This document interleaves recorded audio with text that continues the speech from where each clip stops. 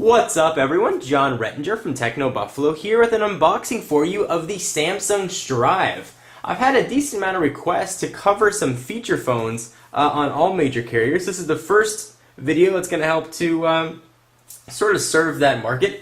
This is a feature phone for AT&T. It's going to set you back just about $20 on a new 2-year contract. Let's go ahead and get to the unboxing and I'll go over some of the specs as we're doing it. So as with any unboxing with me, we get to the awkward hacking and slashing with the big ol' knife. Let's see if we can dig into this thing here.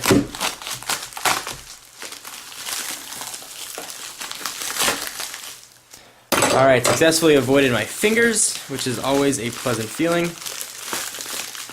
We'll pull off the FedEx wrap, and here we have the Strive itself. It is a slide-out phone. I'm not even sure if it's a touchscreen or not, but we'll go over the specs and see what we have. So there's a picture of the box on the front. It's got obviously mail, a GPS, AT&T's new SocialCast, and a 2-megapixel camera. It does have a 3x digital zoom.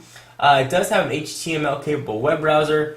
It uses AT&T's video service, which is called CV, so you can get news, sports, weather, sort of like a mini TV. It's got a music player, messaging, threaded text messaging. It does have video share, which is kind of cool, and of course a slide-out QWERTY keyboard. Let's go ahead and take it out and see what else we have on the box here. Looks like it's just relaying the same messages.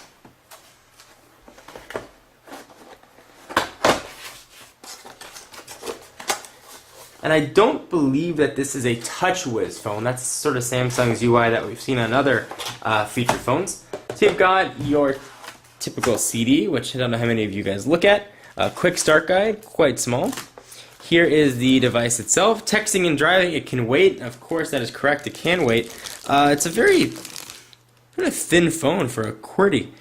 It's got a relatively robust keyboard there. It's big enough to type on, although we'll test that in just a minute. We'll see what else we get in the box. We've got a very small battery. Let's see what size this is.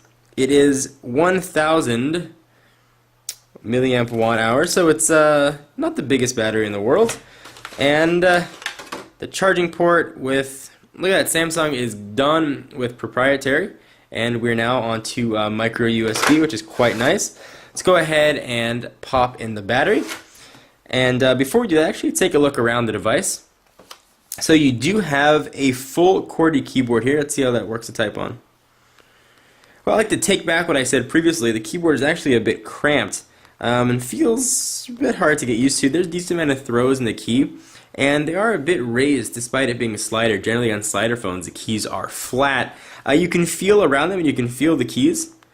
But if you've got big thumbs like I do, you may have a hard time, but I'll use this for a little while and we'll see if maybe time will make this a bit easier to type on, as is the case with most phones. So you've got a standard array of buttons on the front here. We've got the 2-megapixel camera on the back with no flash or self-portrait mirror. Looks like there's a speaker grill. On the left-hand side, you've got your volume rocker up and down, camera button, and your USB charging port. That activates AT&T services. I believe that, I don't know what that does. That may be the video share button. Send, end, back, and 2 soft keys. So now let's pop in the battery and let's see what we got going on. Okay, so we got the battery in the device. Gonna go ahead and slide the back on. And we will power it up and see what this looks like. This is not a touchscreen, by the way. I mentioned that I was unsure earlier. So we'll go ahead and turn this on. And let's see if we can get that satisfying whooshing sound from the screen protector. We do indeed. Let's see if we can get some power running through here. It may be too dead to charge. There we go.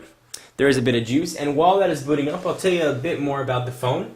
It does have a built-in FM radio, which is kind of cool. It's capable of streaming radio as well, subscription music services, and AT&T's mobile music. Again, it has a full video and music player, which supports MP3, AAC, AMR-NB, Wave, WMA, iMelody, and a ton of other formats which I don't know. As far as multitasking goes, they say it's the simultaneous voice and data, as do all of AT&T's 3G phones. please insert SIM card. So it's not going to let me go through and check out the operating system until I put in a SIM card. See if SOS will let me do anything. Nope. So we'll take a look at the device a bit further in upcoming videos. This has just been a quick unboxing of the new Samsung Strive, a feature phone for AT&T Wireless. If you're in the market for a texting phone, you may want to keep an eye on this, and keep an eye on the channel. I'll give you guys a full write-up and review. Anyway, John Rettinger, and I'll see you in the next video. Bye-bye.